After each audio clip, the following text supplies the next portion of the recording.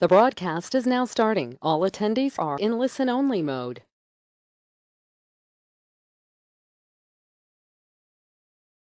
Hi, good morning, everyone. Thanks for joining us again. Nick Gordon here from Silversoft. As usual, there's still a few registrants that are dialing up, and we're just going to wait for them to join. So give us a minute or two, and then we'll start the broadcast.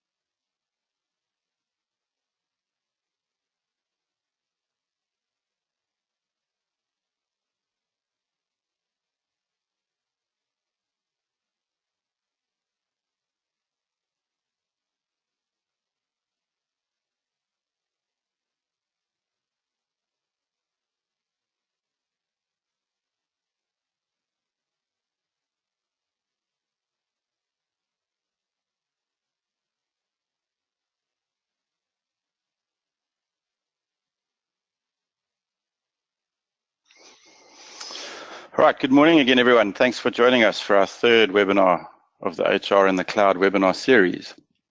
This session will be recorded as usual, and a copy of the recording will be made available to you after the session for download.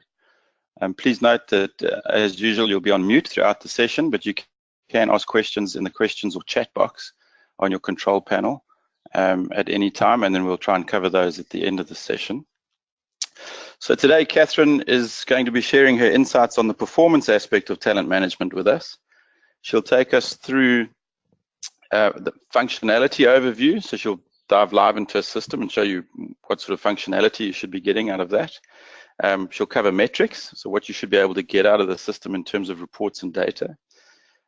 Also going to talk about your all-important return on investment of the software. She's going to show you how to calculate the value of a system.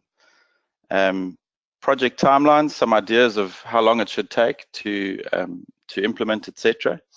And then also some of the various pricing models out there that the vendors use to cost out their product. And if there's time and if there are any questions at the end, she'll handle those. So yeah, over to you, Kathryn. Thanks, Nick, and good morning, everyone. There's once again, quite a lot that we'll get through, so I will try and cover everything as concisive as I can. I am available after the session, and I'll leave you with my details. If there's any questions post the webinar, please just pop me an email. I'm happy to assist. What I'd like to do, just in terms of the functionality overview, before I take you live into the system, is to just give a recap of what is happening within the performance space at the moment. I mean, we all know there's been a tremendous scrutiny over the last few years, and fundamentally the way we do performance has needed to change. And I'm finding many systems in the marketplace haven't really kept up with these changes. And for me, the biggest one of these changes and the talk of the town right now is this continuous feedback. I mean, as Bill Gates said, we all need people who will give us feedback. That's how we improve. And personally, I don't really think that this has been brought to the forefront because we have different generations who want the feedback. I think if we all had to unpack the layers, we actually all want feedback. We all want to know if we're doing a good job, if we're not doing a bad job. We all want that sense of achievement. The other generations, I think, have just brought it to the forefront to have it a bit more regularly. But fundamentally, that feedback should be there in order for the performance to actually work. So for us, the whole idea is that performance needs to become more of an employee experience. There needs to be an engagement with performance, and that needs to be aligned and be a lot more positive in its approach. So when we talk continuous feedback, what we're saying is that the performance approach needs to support now this more continuous performance management, and not just being an Excel driven or potentially an electronic system whereby we are scoring twice a year, 3 times a year, hopefully 4 times a year. You know, the continuous process looks more like this diagram that you're seeing in front of you, where there's sort of every single step we have the ability to set personal goals. And then once the goals have been discussed, we work with it, we retire the goods, we make notes. It's almost like a diary, a constant diary that we're putting into on at least a monthly basis. We're getting real-time feedback from our co-workers and our managers. And then there's those periodic discussions that are happening to say you're on track, you're not on track. And then the realignment of the goals. And then what a lot of companies are doing is that then they're doing the optional formal review. Now, I believe that a combination of these two works very well. I like that formal review process. And if you're doing the continuous feedback, those formal review process can be very objective, very practical, and very powerful. They sometimes become a bit tedious when we're having to do the formal review within a 6-month period and haven't actually kept in touch with the employees or the management within that 6 months. Then it becomes a bit of a problem. But if you are doing the continuous feedback through the year and through the months, then the formal review is just literally that. It's pretty much a formality. So as Nick mentioned, what I'm going to do is I work with the Deltec talent system a lot. That's the one that I'm comfortable with. It's the one that I work with for the last 10 years. So I'm going to take you live into what the system looks like.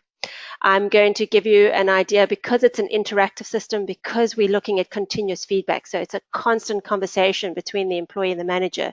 Show you how a system can actually support that type of conversation, so that you can either compare it to what you have or put in mind to say, hey, there is something out there that could work for us.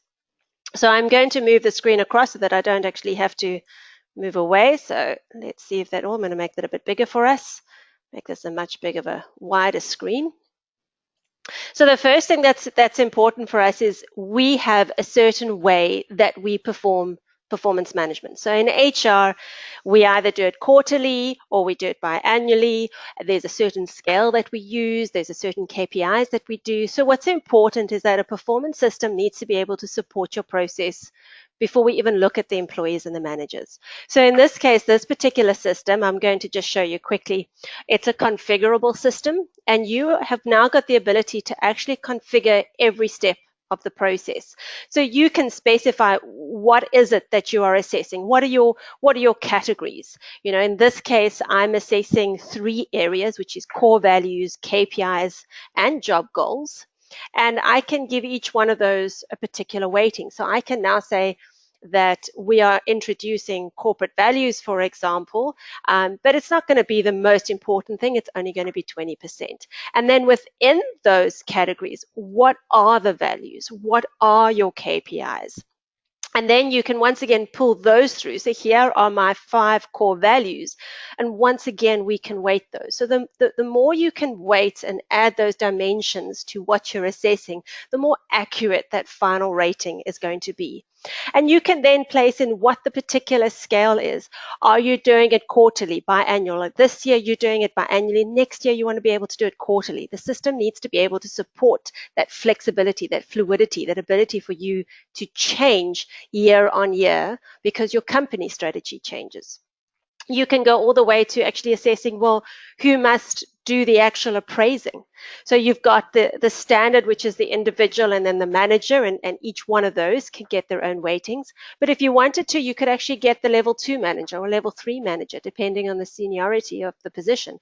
You could even get a 360 or just the peers. You've now got a lot more flexibility into how you get those scores coming in. And it goes all the way to the end to actually scheduling those milestones, saying for this particular phase, for our agreement phase, we're wanting it to end on today's date, the 1st of March. So 7 days ago, I wanted my employees and managers to say, hey, listen, you've got until the 1st of March to complete your that contractual agreement with one another, to specify your goals and get the system to drive those key milestones that we've put in place. And all of this now we have got within our power, within HR, to come into the system, configure how we want the things done. And the beauty is with a system, particularly like this one, is you can have multiple workflows. So you might find you want your interns need to be managed a certain way, your graduates another way, your admin staff need to be assessed with different material, your sales staff. You can have as many of these different workflows in place as you want or as you require it. And once we've put all of this in place, the employees and the managers can now interact with the system. So from a manager's perspective, they will now be able to come. So if I go here, I'm going to just go to the My Employee screen. I've now logged in as a manager. HR has configured, has said this is how things need to work. I have now got the ability to view all of my employees on the left-hand side. The system was designed with the manager in mind because it's important, because we're wanting them to continuously interact with the system, to put in notes that is as user-friendly as possible. Most of it, I will show you a few minutes later down the line, we can interact everything off the dashboard. They don't even have to navigate in the system. You know, when you're in a system every day, it's a lot easier. For example, last week we spoke about recruitment. Recruiters are in it all the time, so it's a lot easier for them to understand and navigate through it. With performance and training, I'm not in that system every day. So if it takes more than 3 clicks to get somewhere, if I need to read up on a manual before I can get to the information, chances are that it's not a user-friendly system. And because it's not user-friendly, the chances are the system is not going to get used by the end user. And it's really important for an interactive system to be user-friendly. So that's something you need to keep in the back of your mind. For managers as well, what we highlight to them is if performance has improved. So we have now completed our performance cycle. The system will automatically compare it to last year's performance and highlight visually to the manager if performance this year has improved. In a Tabaseng's case, it stayed the same. If it has decreased, then there would be a big red arrow just to highlight to the manager, hey, listen, performance has gone down. Is it a challenge? You can decide, but we're highlighting it. We're actually extracting that information. And the beauty with having a performance system now is that all the past appraisals, everything, once it's closed off, gets housed within the system. Very easily, I can now find it under my employee's name. So I can start pulling trends and saying, how has performance in a particular area improved? Because we're having complaints that are coming through. And then you can see if it's just an isolated case or if it's been a gradual decline. And having that information, having that insight allows us to align our strategy to address that problem a lot more accurately. And then that performance appraisal from a manager's perspective that we've put into the system, they will be able to view here. And you'll notice that there are multiple workflows. So we allow different workflows to happen. So you might want to do a quick 360. There's a project that's been completed. In this case, with regards to Stephen, I've also doing a 360 just to understand a certain element that can be launched at any time. A lot of our clients actually use it as just a survey to get some input on various individuals. And then a manager can open up the performance appraisal and all the information, what I specified. Remember, we spoke about core values and KPIs, those 3 elements that we spoke about, and we put it into the workflow. Here, I've actually put in 4 components. So I've put in key performance indicators, I've put in personal competencies, interpersonal competencies, knowledge competencies. So if I had to open up one of those categories, I would now get to see as a manager the KPIs.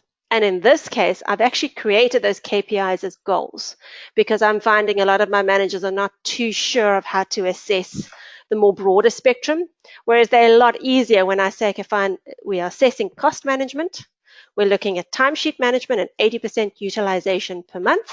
And when it comes to rating, they just have to tell me the percentage that this task or this goal was completed by. And we will also highlight if this goal is on track or not, and the employee can update this as well. So when we go to the dashboard, which I'll show you in a few minutes time, these goals are actually extracted out of this performance contract, highlighted to the manager, so that if anything is running behind schedule or is at risk, we can then highlight it to the manager, so they don't have to wait for the next review in order to realize a particular goal had not been met. And with goals as well, we've got the ability to either just create a note. So this is where we can come in and we can document feedback on this particular note, on this particular goal. We can decide who gets to see this. So maybe it's a sensitive matter and only I as the manager would like to see it. Or I'm happy that everyone gets to see it and I can actually put the notes down. If there is an attachment or some motivation behind the note, I can add that and I submit that. And that will now immediately save itself against this particular goal that is there. So there we can see I'm the one that's put it in on this date, and there it is. And this is powerful because when it does come to those formal reviews, I can review the notes that I have made personally, not even a discussion I made with the employee. It's just my notes that I have made to try and guide me into a more objective scoring at the end of the day. What we also can do, because goals don't have to necessarily work out throughout the whole year, if I've reached my goal, I can retire that goal. And that goal is now completed and it's finished and I can rate it. We also do allow the facility for just the normal standard competencies. So here would be the name of the competency, for example, resilience and drive, with the definition as to what that happens. And what we allow here as well is not just adding the note, but it's also adding it to the development plan. So I have got a challenge with this particular competency. My employee is really battling with this. So I'm actually going to add this to their personal development plan. And what the system will do is it will provide me with recommendations as to how to address this training requirement. I will save this, and once I've saved it, it will automatically add it to my personal development plan. And those are the tools that we like to provide to managers and employees so that they can actually access information, they can document what they've said, and at the same time, they will be able to actually create a development plan from the start of the performance year and not at the end of the performance year. I want to get a good score because most of the time it's related to performance bonuses or it's even related to salary increases. So the more you engage with me through the year to help me get that better score, the better the employee is going to feel, the increase in productivity, the better the manager is going to feel, and everyone actually wins at the end of the day. You'll notice there's one tab here called continuous feedback. This continuous feedback is just those touch-base sessions that we've had through the course of the year, and all of those sessions that I've created are then immediately housed here, and the employee can create the session, they can schedule a meeting, and so can that. So I really now have all the information at my disposal to manage the performance of my employee. And this is what we say is almost that first stage. This is where we talk, we set the goals, we say this is what we're going to be reviewing, this is what we're going to be assessing, this is what we're going to be expecting from you this year. And this is how we're going to be measuring you. Are we in agreement? And then we literally move, and the system will then move it to the next phase, which is on the job. And it's pretty much exactly the same functionality as I've just shown you. The only difference is here is that you can't really edit the competencies. You can't change the goalposts. It's agreed to. This is what we've decided to do, and this is what we're sticking to. But I can still add to my notes. I can still speak on continuous feedback. I can still add to development plans. And that conversation continuously happens. When it comes to assessing, what the system will do is it will actually score. It will send an email to the individual. In this case, I said that the employee needed to rate themselves first. So Faye, who's the employee, she got an email with a link. She clicked on the link and she rated herself. Once she'd completed her rating, the system immediately then emailed the manager to say, your employee here, Faye Inder, has now finished the rating. Please, can you score? They get a link and they click on the link. I think that's pretty standard from one system to the next. I think all systems have that type of functionality. And once again, this is where I can see those are those 3 areas. Remember, in the workflow, we looked at core values and KPIs and job goals. So this is what it will look like. And in this case, I am a poor as the manager. I've started rating it, but then I got stuck. I got called into a meeting. I had to stop the rating, got a phone call. So the nice thing is the system will save it as I go along. In this case, I'm now going to pick it up again and say, Kathryn's client success. Faye gives herself a 4. I agree with that. And as I say a 4, I can actually then see the rating tip. Once again, trying to increase that objectivity. If I say a 3, I will then be able to see all the information. And as I'm rating, if there were any notes, particularly pertaining to this, I'll be able to read through the notes before I even rate and score. I will then complete the scoring sheet and I will submit it. And generally, this is client specific. So some of our clients get the employee rating, then they sit together and together they agree on that final score, and that's what the manager's score is. Or the employee gives their rating, the manager gives their rating, then they meet and say, right, this is the final rating that we've got. So there's still that consultation that happens at this particular point. Once that's completed, it then goes to this final stage, which is the moderator or the review stage, where all the scores are in, the employee and the manager have discussed the scores. And you might want to then finally have a final person that signs it off, just to make sure that everything happened according to process, that there were no disagreements, because you don't want to close off a year when there's still a little bit of bad energy or negativity surrounding this particular appraisal. So here you'd be able to see almost like a balanced scorecard. What did the individual rate? What did the manager rate? Are there any big discrepancies that I need to address before I actually sign this off? What was the overall rating scale? What was the raw? So, the system always rounds things off according to your scale, but it's important for us to know what that raw score is. And at this point in time, if you're not happy with anything HR, or depending how you set the system up, that person can actually override, can send it back into the assessment stage and say, this is not right, I'm not happy with how this happened, let's do it again. And then once that's happened objectively, you can move it and we can sign it off. Once we've signed it off, you then now have the ability to add next year's workflow. So as you can see, it's very, very user-friendly.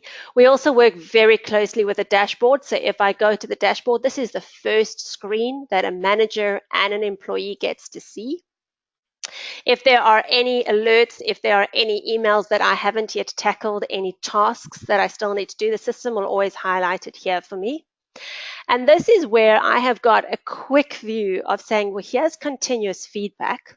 So now this is the course of the year. We've started. I want to create a quick session. I've just seen Stephen. I want to be able to say, I've had a coffee meeting, a coffee chat with him. Either I'm going to schedule the date or I'm going to confirm that I've just had it. And I'll put my notes down here. And I will then save it. So this is where we're encouraging that continuous feedback between the employees and managers, because we know that they will always be operating off the dashboard. This is where they are. This is what they're comfortable with. I can go to one place, I can go to this widget, and I can put that particular thing in. And the beauty of this, if I navigate quickly and I take you to that manager's view, and I'm going to open up Stephen's appraisal. So I'm going to go here, open it up, go to the tab of continuous feedback, and guess what? There's my note. So we're making it as streamlined and effective for management as we can. The other component that we need to know is this is a two-way conversation. It's not only a tool for managers, it's also a tool for employees to understand what is happening in their performance. So we give them functionality as well. We give them a login to exactly the same system. So from their perspective, they'll be able to have a performance review. They'll be able to see all of their appraisals. They'll be able to see and open it up and be able to create notes and request that they need some help in a development place. They can come to continuous feedback, and they themselves can actually create a new session. And they can say, but I'm wanting this session to be here because I'm concerned. And one of the things that we highlight for the employee as well as the manager is, well, are you worried about something? Is something at risk? Is something not started? Is something ahead of schedule? Just so that the manager can also have a heads up as to why this quick touch base needs to take place. And once again, with all these particular systems, the powerful thing is that we'll be able to pull a whole lot of reports from the system, and we maintain that interaction. So if I go back to the dashboard, final thing that I want to show you here is this whole development progress. So a manager will know, this is what I've created, these are the development plans I've created. Are we on track? What is the status of those particular areas? He'll be able to quickly from the dashboard access the appraisal. He does not now have to navigate and go to this screen to go into that screen. Everything he needs is now housed effectively on his dashboard. And if he wants to, he can create his own little dashboard. He can make it look as sweet and as he can maybe say, well, this is the most important thing to me. I want continuous feedback up there, and I want to be able to access this. I'm not really interested in anything else. So I want to be able to go into the system and be able to click continuous feedback and active appraisal. One final thing as well, this particular system is a web-based system, so it can interact as long as you have got a smartphone or a smart device that can access the internet. The manager will be able to access this information wherever and whenever he is going. So there's no longer a case of, well, I can't remember this, or I'm sorry, I can only get to you in 3 weeks' time because I'm traveling at the moment, so I can't really review the appraisal. The same as with the employee, especially if you've got sales staff that are up and down all the time. This system is now accessible at home, on the road, and at work. And it's smart. We call it website responsive. So it will understand that you are accessing it from a Samsung device. So it will then shrink and resize itself accordingly. So it is very user-friendly when you're accessing it from the internet.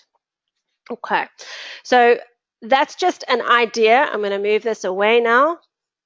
That's just a quick glimpse into what a true performance management system, an interactive performance management system that is incorporated continuous feedback can provide you, and how it would work. So it'll be interesting to just hear from the team later on, is to think, would your managers, is it user-friendly enough for your managers to interact with that? So if you can give me some of those comments either after the session, it's good feedback for me to have.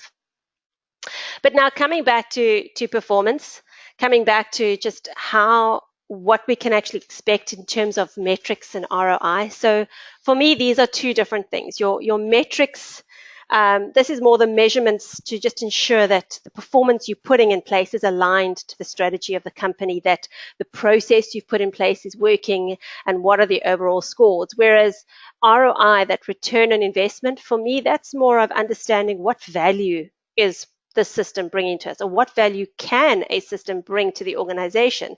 Can it save time? Can it save money? So as Nick mentioned, I will share with you some formulas that we can use there. But from a metrics perspective, it's important that if you are doing 360s, that you are able to report on your 360 scores. You're able to understand what those overall scores are, what the individuals have rated, how effective that is. If you use goals, it's important that you are able to report throughout the year the progress of those goals. Ideally, work with SMART goals, where it's specific, measurable, attainable, relevant, and obviously time-bound. And be able to retire those goals and understand if goals are falling behind mid-year, then at least we can provide some feedback in terms of you need to get back in line, otherwise we're not going to hit this particular goal. And then just from a normal appraisal perspective, at any point in time, us being in HR and even heads of departments need to be able to pick up what the appraisal scores are for the entire company, for a particular department, for a particular employee. You need to be able to drill down right into the detail. This is a word of I don't know, a delinquent appraisal sometimes people take a bit of offense to, but ultimately what we need to understand is if you've got a system that is driving milestones, we need to know who's not adhering to those milestones so that we can just nip that problem in the bud. We can speak to that individual, whether it's an employee or manager, and say, what can we do to assist you? Instead of sending those blanket emails that we do sort of on a monthly basis to say, hey guys, just remember, this is the performance review time, you're needing to do ABC. We can now really go into the source and specifically focus on those particular people or actions that are not being taken place. And that will then feed through to, well, where are we? What is the milestone? How far are we of performance? Are we on track? So that we can feed back to management and say, don't worry, this year we're going to be on track. Everyone has done what they needed to do. We've got 1 or 2 stragglers, but I'm dealing with that. It's not a problem. Our goals are aligned. We're actually way ahead on certain goals. And to be able to give that feedback through the course of the year, that's powerful. It gives management that sense of comfort, and it really adds the value back into performance management, where we're not just becoming reactive, but we're actually becoming quite proactive and not just relying on hindsight, but providing the business with some foresight. So moving on from metrics, and we move more on to sort of the ROI, the return on investment. It's some ROI is not always easy and quick to measure. Like recruitment, you can sort of measure that within 6 weeks. You know what your budget spend is. You can save on agency fees. You know that it usually took you 4 months to place. Now it's taking you 2 months. So it's a lot quicker. I find when it comes more to the engagement type processes like performance management and training and succession planning, there we have to focus probably more on the value that a system or an approach like this can actually bring. So I'm going to share with you what we sort of use, what we advise with our clients, especially when they're needing to put business cases together or at least just measure it after a year of the system being live. And for us, there are 3 areas that these performance management systems can add value to your HR department and actually to the business as a whole. So let's go and unpack these 3 areas. And as we go, I'll provide you with a step-by-step approach to how you can actually measure these 3 areas. So the first one is the value that a good, effective performance system can put in place is it can reduce your employee turnover. Experts estimate that it can cost up to twice an employee's salary to find and train a replacement. So I think ensuring that employee turnover stays low is definitely going to save the company a large chunk of change. One of the best ways to lower turnover is to ensure that your employees understand how they are contributing to the company's goals. So that's the continuous feedback. And also, no discussion of turnover would be complete without mentioning that hiring the right people from the start is also an important strategy in keeping retention high and obviously the turnover low.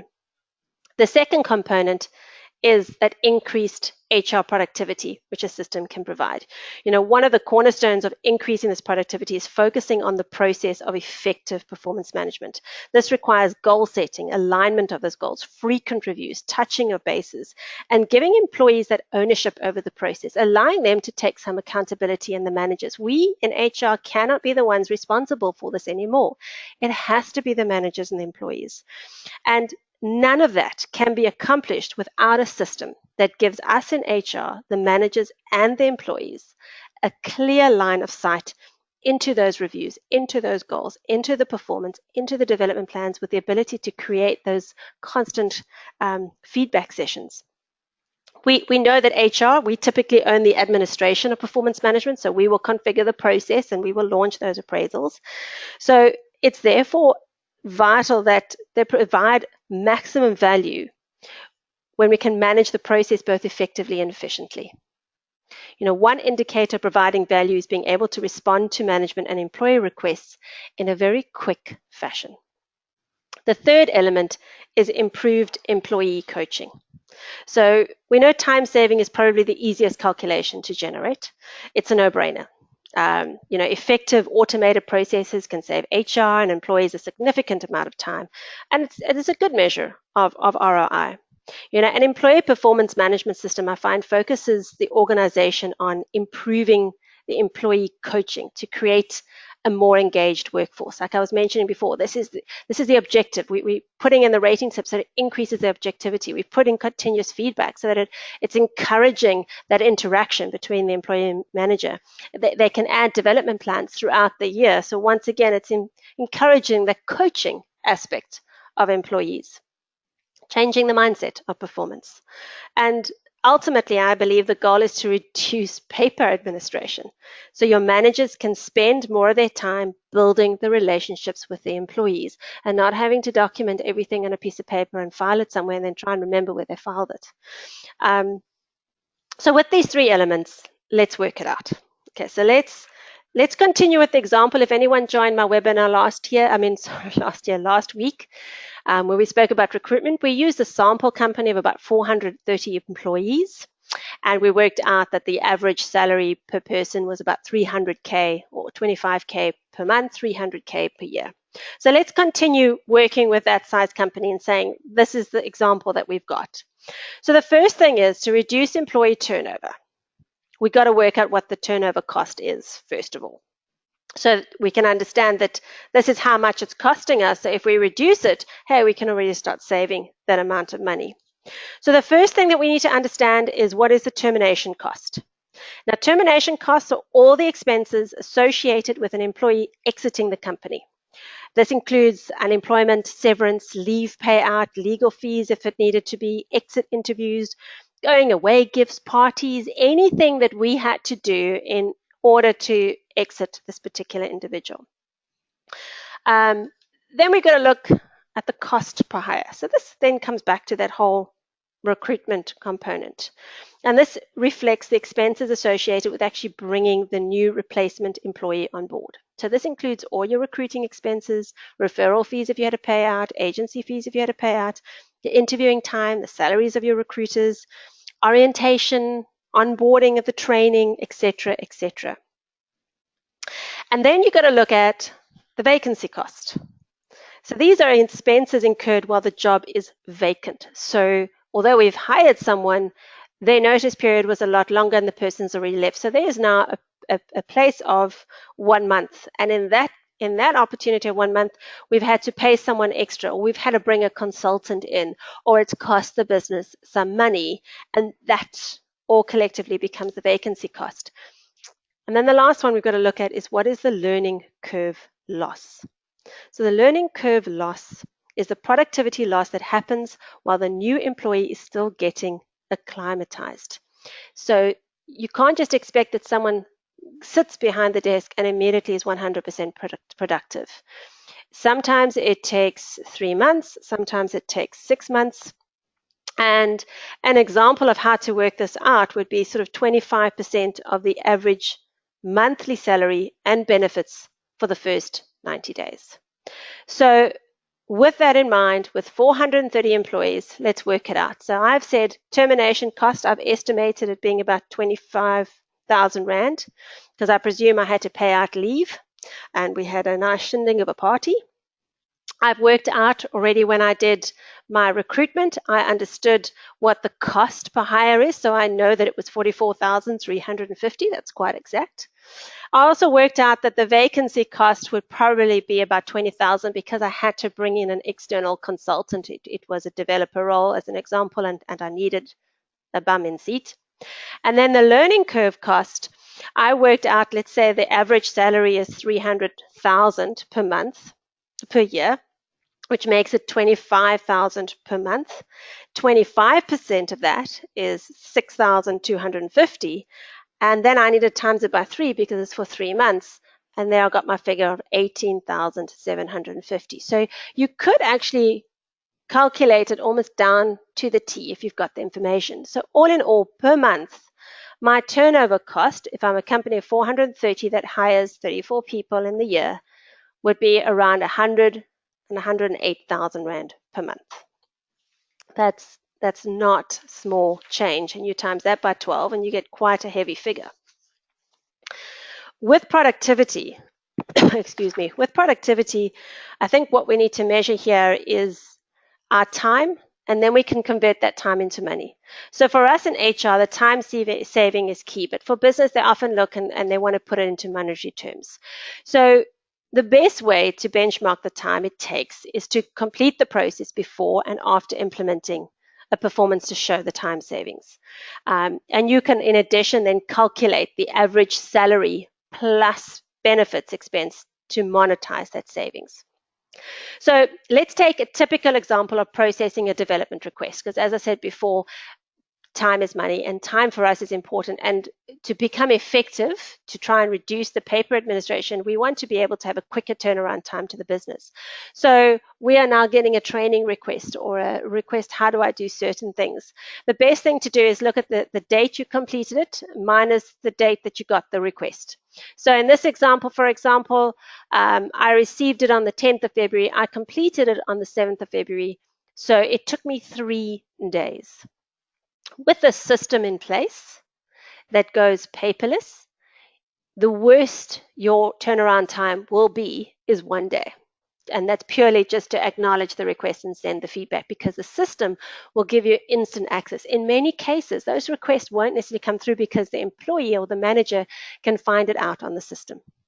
So even if it only saves 2 days, you're already saving quite a lot, because we worked out that the average salary is say 300K, so 3 days works out to be 3,500 just in the saving of one query.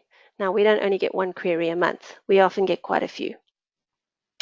Then it comes to improving the employee coaching. So how exactly can we work that out? You know, there was a Dr. Ken Blanchard, I don't know if you know that author, he did the 1 minute manager. And he says that the most effective working relationships are when a manager schedules at least 15 to 30-minute meeting once every 2 weeks, with ideally each of their direct reports. So it's important that when we talk about coaching, we're actually not talking about external coaching here. We're just talking about advice from a manager, because 9 times out of 10, the manager's done the job, always knows what to do. So just that little bit of advice on how better to put budgets together, or how better to deal with a query with a client that is irate, that works out well. And you can actually look at the coaching topic time. So the coaching topic time actually is the time that the manager spends with the employee on a particular area, whether it's a development area or whether it's a competency in their job. And to work this out, you look at the total session time for that topic, and you divide that by the number of sessions or the number of meetings that they've had with the employee, just to isolate whether or not the time is well suited. So in this case, this manager is spending 40 minutes per topic. And we know, according to Dr. Ken Blanchard, we should be spending 15 to 30 minutes. So now we can go back to the manager and saying, hey, listen, is this development area or this topic quite important? Are you having challenges because you're spending a lot of time with this employee? Maybe we should put them on a training program. Have you dealt with it? Are you battling? Are you yourself not understanding? Because now we know they're spending a little bit too much time on this topic. So I'm hoping that gives you a little bit of insight as to what to look for, how to look at it, because literally in summary, we know the 3 aspects to look at in terms of value of a performance management system is the reduction of employee turnover, which we've worked out can be as high as 108,000 per month. We need to look at it that it can increase our productivity, so we can spend less time on the administration and more time in effectively working with our managers and employees on performance queries. It can save as much as 2 days if we're being really harsh, 3 days if we're being really honest. And it can improve that employee coaching, that interaction between the manager. We can see that they're either spending too little time, they're only spending 5 minutes, or in this case, this person was spending too much time. They were spending 40 minutes, and the ideal is apparently 15 to 30-minute schedule per topic. In terms of timelines of implementing a system like this, like the one that I've showed you, or with any performance management system, it really depends on the data that you have available to you. So generally, these systems take on average 3 months to implement. They could take as little as 6 weeks if you have got your process mapped out, if you've got your job profiles with KPIs per job profile, and you know exactly how you want to drive it. Then it's a case of just putting the data into the system. and then creating that workflow to drive the process and training. If in many of our cases we find that companies have created a performance process on paper, which has to be modified to a certain extent when you've got it on the electronic format or you're automating the process. So there are certain rules that we don't really take into account when we're dealing with paper. That's when it extends from about 6 months to 3 months. So with us particular, when we implement, we adopt more of a consultative approach. So before we even open up the system, we say, all right, tell us how you are doing it currently. Are there any improvements that you want to put in place? Are you wanting to mimic exactly what you're doing? And then we map that into the system and say, okay, fine, if we do it this way, this is going to be the potential consequence. Are you happy with that?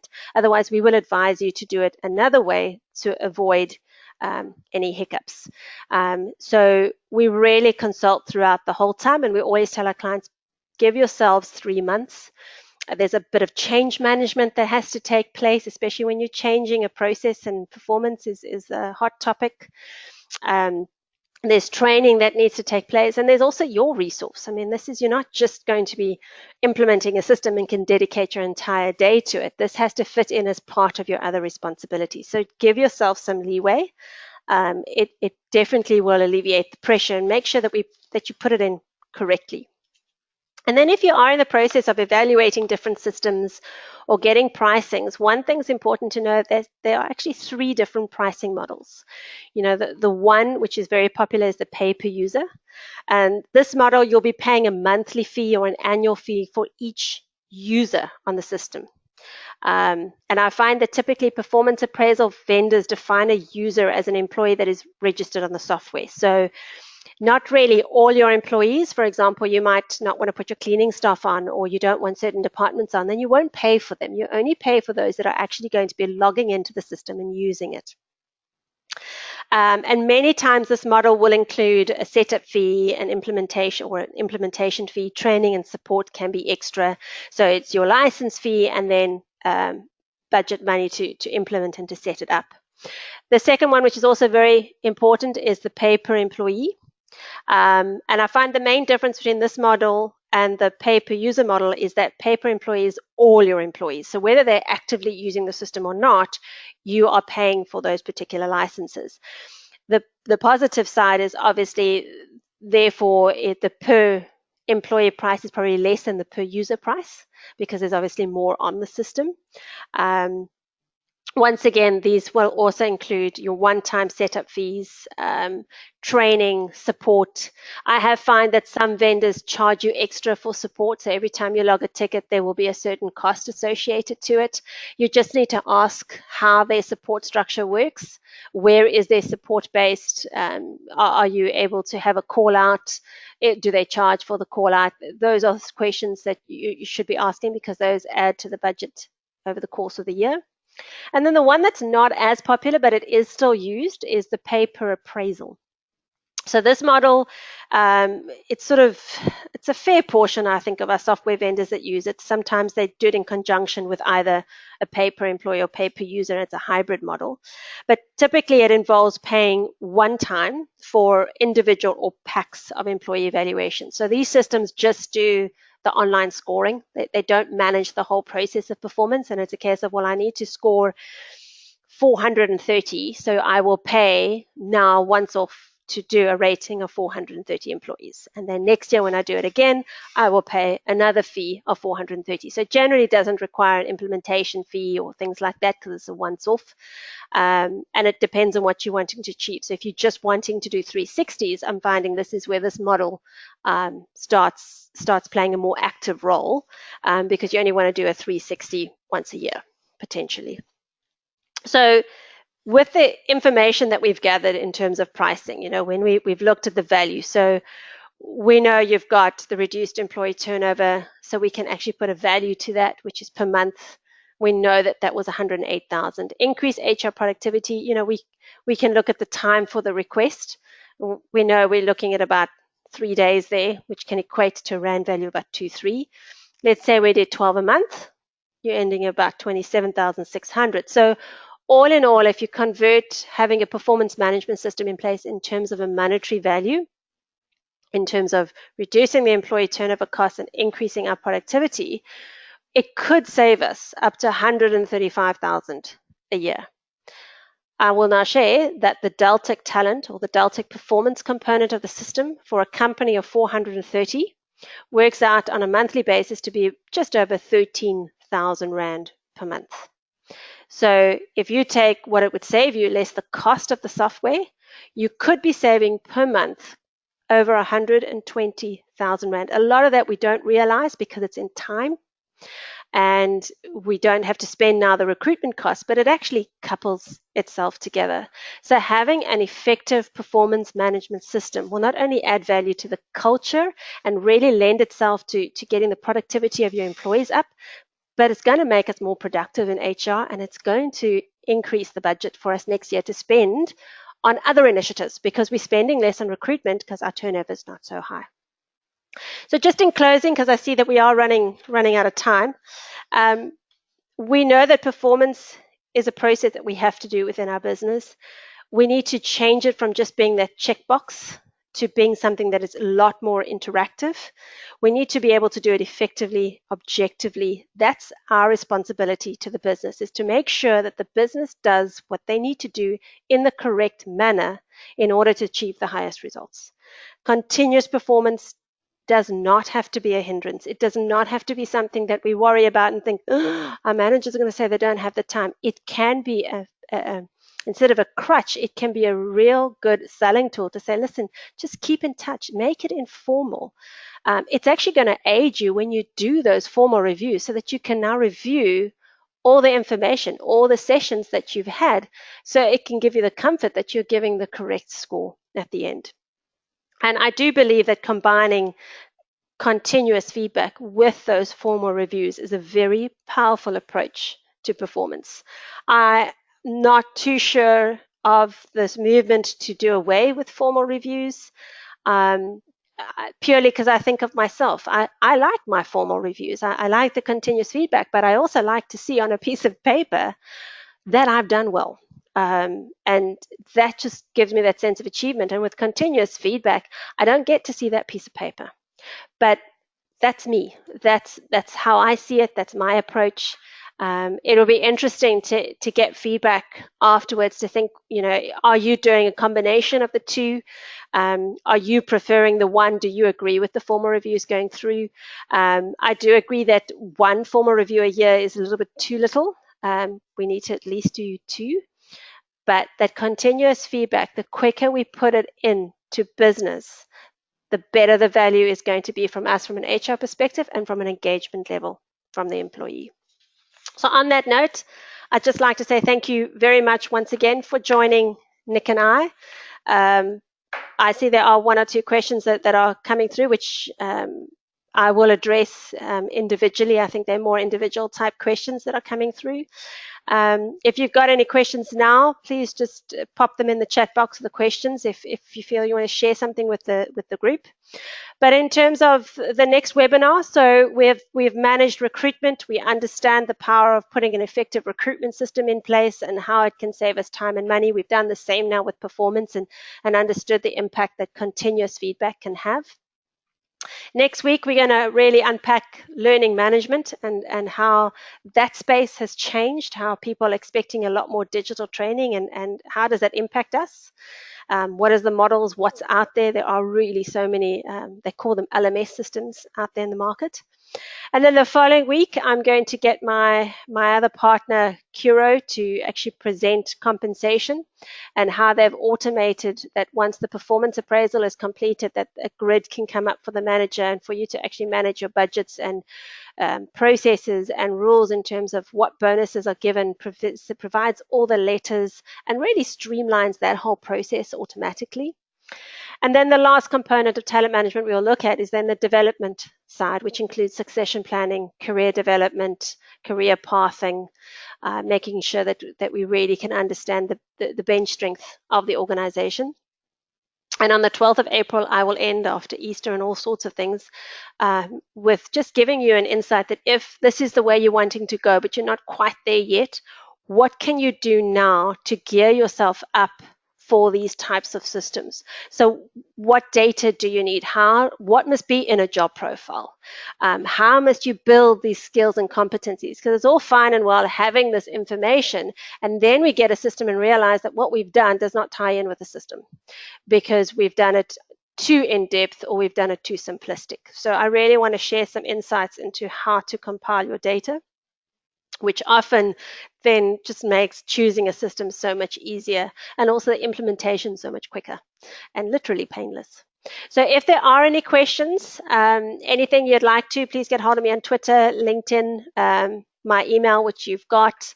I will be sending the recording of this through. But once again, thank you very much for your time. I appreciate it. Have a good week further, and I hope to chat to you all next Thursday. Goodbye.